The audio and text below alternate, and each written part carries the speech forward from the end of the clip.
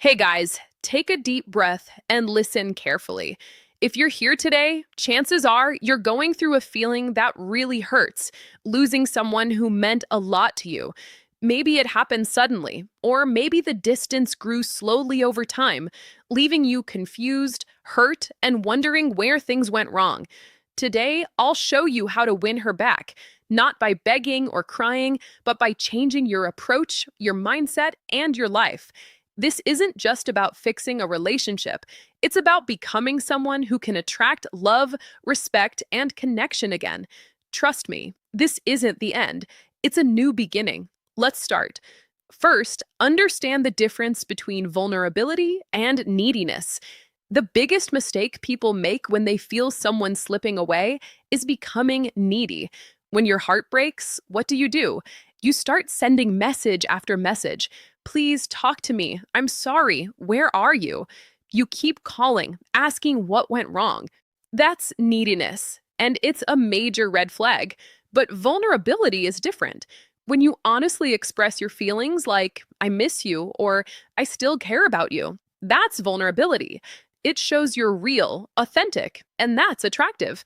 But when you cross the line, constant texting, chasing, trying to convince her to come back, it creates pressure. And pressure always pushes people away. Think about it. If you were in her place, who would you prefer? Someone desperate and emotional all the time, or someone calm, strong, and self aware? Exactly. So communicate, but from strength, not desperation. Second, control, boundaries, and human nature. Many guys miss this. Control is an illusion, but boundaries are everything.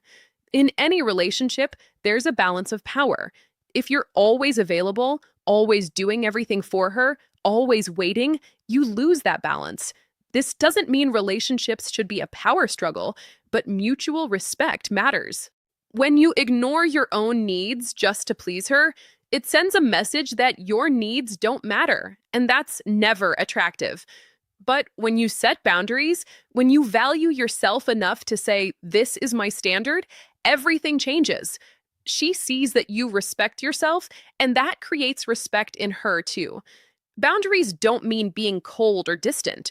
They mean you don't accept disrespect from her or anyone. Third, scarcity versus abundance mindset. A scarcity mindset kills attraction. When you think, I need her, I can't live without her, you're operating from fear and lack. Now shift your mindset. Abundance is the secret that attracts. It means knowing your value, knowing you're enough. And even if she leaves, you'll be okay. You're not chasing her because you need her. You want her. But you also believe that if it's meant to be, it will happen. When you focus only on what you might lose, you lose more. But when you focus on possibilities, with or without her, you radiate a different energy. That's not arrogance, that's self-respect, and it's highly attractive. Fourth, why obsessive thinking happens and how to stop it. Right now, maybe you can't stop thinking about her. Every message, every conversation, replaying in your head, trying to figure out what went wrong. But here's the truth. You're addicted to the idea of her, not the reality. Obsessive thinking keeps you focused on what you've lost instead of what you can build. Stop asking what happened, start asking what's next. Overthinking doesn't bring clarity, it brings self-doubt and confusion. Instead, invest your mental energy into yourself. Build new habits, discover new passions, set goals that have nothing to do with her. That's how you break free. Fifth, rebuild yourself and take control back. Winning her back doesn't start with her, it starts with you. You need to become your best version again, mentally, physically, emotionally. This isn't about becoming someone else.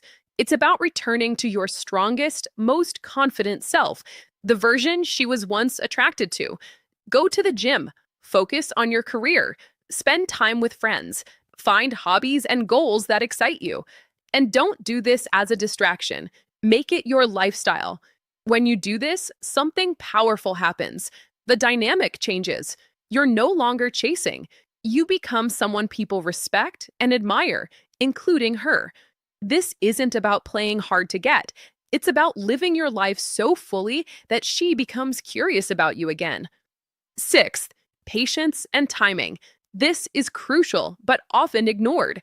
When someone leaves, you feel urgency. You want to fix everything immediately. But relationships don't work like that.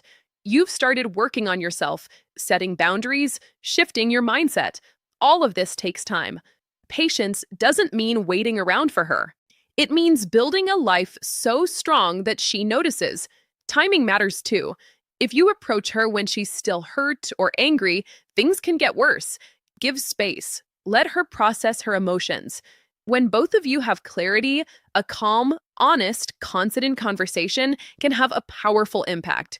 So be patient. Keep improving. Wait for the right moment. In the end, you can win her back, but it takes time, self reflection, and a mindset shift. And if you truly work on becoming your best version, you'll gain something even more valuable: a deeper understanding of yourself and real confidence. Remember, winning someone back isn't about perfection or changing who you are. It's about showing her and yourself that you have something real and valuable to offer. No matter what happens, keep growing, keep evolving, and never settle for less than what you truly deserve.